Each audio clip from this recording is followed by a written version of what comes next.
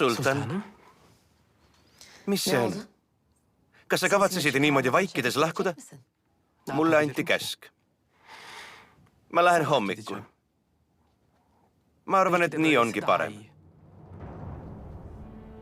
Ei, ma ei luba, et sa niimoodi lihtsalt lähedki. Kuhu sa lähed?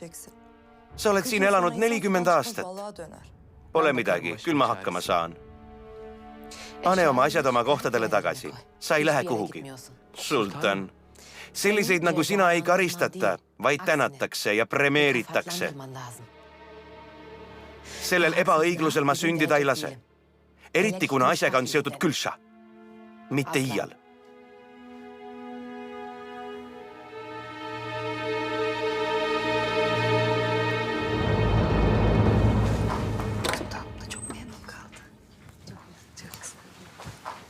Gülša, tule siia.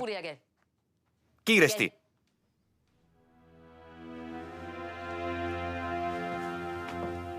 Kuulan teid, mu emand. Kas ma ei öelnud, et sa ei koperdaks mul jalus? Või sa ootad, et ma astun sulle saba peale?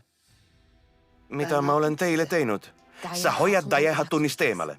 Kui ma kuulen, et veel korra käitute lugupidamatult, riputan teid jalgupidi lakke ja möödujad sülitavad sulle näkku.